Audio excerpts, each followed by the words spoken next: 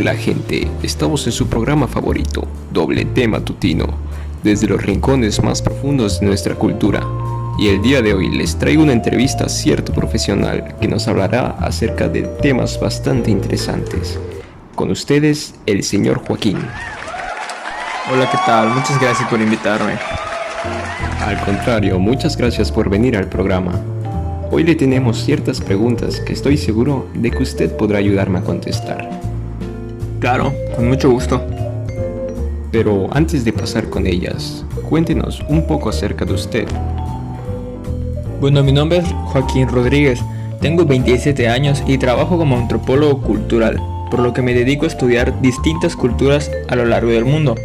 Hubo un tiempo en el que me dediqué a la arqueología, por lo que estuve en diferentes trabajos relacionados a esta, como el descubrimiento de vasijas y restos en pirámides mayas.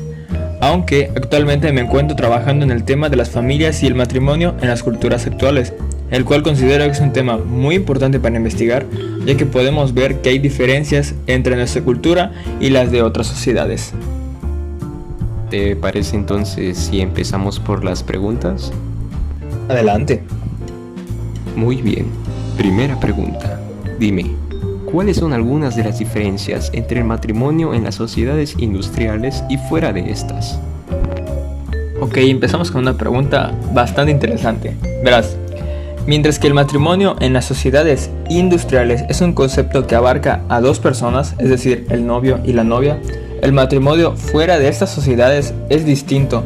En estas, el matrimonio es un asunto del grupo, es decir, que las personas no solo toman al esposo o la esposa, sino que también forman compromisos con los miembros de un grupo, y esa es una diferencia clave entre las culturas. ¡Wow! Sorprendente. Entonces, eso significa que cada cultura tiene lo suyo, en cuanto a la forma en la que organizan un matrimonio. Así es, mi querido Joaquín, y en lo personal considero que es bastante interesante. Siguiente pregunta, Joaquín. ¿Podría explicarnos más a fondo cómo se da este compromiso con el grupo? Pues podemos decir que al casarse las personas no lo hacen solas, sino que van con el respaldo del grupo o la filiación a la que pertenecen. Esos miembros suelen contribuir con una compensación por la novia, un regalo tradicionalmente común antes, en el momento o después de la unión de dichas personas, que hace el marido a los parientes de la esposa y viceversa, aunque en cada cultura es diferente esta compensación. Una tradición bastante inusual, me dirás tú, aunque me pareció interesante el ver, como tú decías, que existe una contribución como parte de una compensación. Antes de continuar, iremos a unos cortes comerciales. En Soriana Hiper, los precios van de bajada. Plátano Chiapas a solo $5.90 el kilo. Además, la manzana Red Delicious importada de Washington a solo $19.65 el kilo. En Soriana Hiper, enero hazlo hiper ahorrando. A enero 10 aplican restricciones.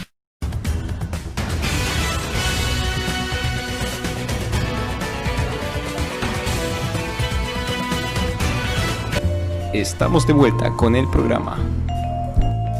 Ahora dime, hablando de estas compensaciones, ¿nos podrías mencionar qué es el dote? Pues verás, el dote es un intercambio cultural en el que el grupo de la esposa entrega regalos importantes a la familia del marido. Uno de los más conocidos es el practicado en la India. En la cultura de este país, la mujer representa una carga, por lo que estos regalos sirven para agradecer la responsabilidad que tiene el marido de cuidar a la esposa. Es destacable decir que aunque ya se ha prohibido esta acción, aún se practica en muchas partes del país, además de los múltiples reportes de maltrato familiar y agresiones hacia la esposa por parte del marido, solo porque ésta no le ha entregado los regalos de compensación. Bueno, me parece un poco extremo el que exista maltrato, solo porque el marido no haya sido compensado, aunque de la misma forma me parece una falta de respeto que las mujeres sean consideradas como una carga. Concuerdo contigo, sin embargo, como podemos ver, en su cultura es algo que ya se ha normalizado. Y cuénteme, Joaquín, ¿qué me puede decir acerca de los matrimonios plurales? ¿Pertenecería usted a uno? Personalmente no. Sin embargo, te explico. Como su nombre lo indica, son aquellos matrimonios que contienen a más de 2 cónyuges, ya sea por poliginia o poliandría. Sin embargo, hoy en día se da mucho la monogamia en serie, la cual consiste en tener varios cónyuges a lo largo de tu vida, pero no más de uno a la vez. Bueno, entonces dime, ¿existen aún sociedades practicantes de la poligamia? En efecto, en muchas culturas no industriales, la poligamia es algo común de ver. En estos casos se puede distinguir 2 variedades: la poliginia, en la cual el hombre tiene varias esposas, y la más rara, la poliandra, en la cual la mujer tiene varios esposos. Aunque, como ya dije, y por varias razones, la variante más común de ver en estas culturas es la poliginia, puesto que en estas sociedades se ve el matrimonio como una oportunidad para inclusive adaptarse a la política. ¡Wow! Impresionante. Algo que en nuestra cultura sería mal visto, en sus culturas es algo normal. Muy cierto. Tal parece que aún existen bastantes culturas que lo ven como algo normal. Bueno, a la siguiente pregunta no me extrañaría que tuviera una respuesta bastante distinta a la normal. Dime, ¿con qué planes es utilizado el matrimonio en estas culturas? Bueno, como ya te había dicho, en muchas de estas sociedades el matrimonio es utilizado para simbolizar uniones con distintos grupos. También es utilizado por distintas familias para que éstas puedan entrar en la política, como es el caso del rey de Buganda, el cual tomaba a cientos de esposas de todos los clanes, por lo que cada familia se convertía en parientes políticos del rey, por lo que todos los clanes tenían la posibilidad de proporcionar a un próximo heredero. Definitivamente en algunas ocasiones existen diferencias muy grandes entre culturas, como en este caso son los matrimonios, que inclusive tienen planes más allá del hecho de unir la vida de 2 enamorados. Sin embargo, ¿qué sucede si alguno de los 2 se muere y no por vejez? Te explico. Esto realmente toma importancia únicamente en las sociedades no industriales. Si la mujer muere, se procede al sororato, y si el hombre muere, procede el levirato. Básicamente, ambos se centran en no romper la alianza con el grupo, por lo que se sustituye al hombre o mujer, según sea el caso, con otro miembro del grupo respectivo. ¿Eso quiere decir que ni la muerte los separa? ¿Quién lo diría, no? Pues no exactamente. Existe la posibilidad de divorcio también. Vaya, ¿y qué me puedes contar sobre el divorcio? En general, ¿qué es el divorcio? Es la disolución legal de un matrimonio. Ahora, esto no se da igual en todas las culturas. ¿Podrías explicar en qué varía? Claro, mira, lo que pasa es que en los matrimonios que constituyen alianzas políticas es más difícil de disolver que en aquellos que son individuales, es decir, la esposa y los hijos únicamente.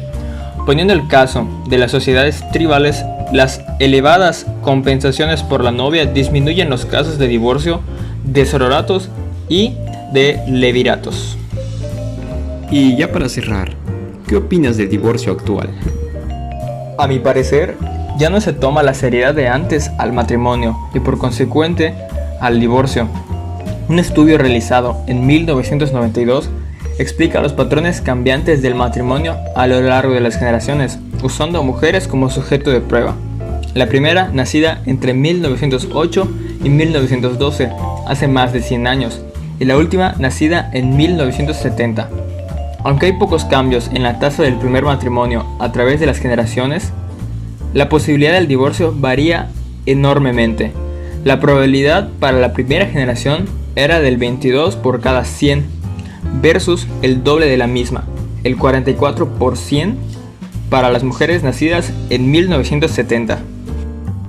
¿Qué te parecieron estas preguntas, Joaquín? Pues a mi parecer es un tema muy interesante y que sin duda alguna es agradable de contar hacia los demás. ¿Opinas que las diferencias entre nosotros nos hacen especiales? Por supuesto, creo que cada cultura tiene rasgos que la caracterizan y la hacen única, aunque pienso que es importante que entre las culturas exista el respeto. Siempre me ha parecido que la forma de ser de cada cultura es un mundo único y que tiene que ser respetado como tal. Como conclusión final a este tema, podemos observar que cada cultura tiene características que la diferencian, como dijo mi compañero. Además de que pudimos escuchar algunas de las distintas tradiciones que hay alrededor del mundo, tradiciones que en nuestras sociedades sería algo muy extraño, mientras que para ellos algo muy normal. Esto nos da el ejemplo de cuán importante es saber cómo son las culturas del mundo y cómo éstas se relacionan con nosotros. Por eso, les invito a que se informen más del tema. Nuevamente te agradecemos por estar en nuestro programa, Joaquín. Gracias a ustedes, chicos, por invitarme. Nos vemos en una próxima edición de Doble T Matutino y recuerden que transmitimos la información desde los rincones más profundos de nuestra cultura. Hasta pronto.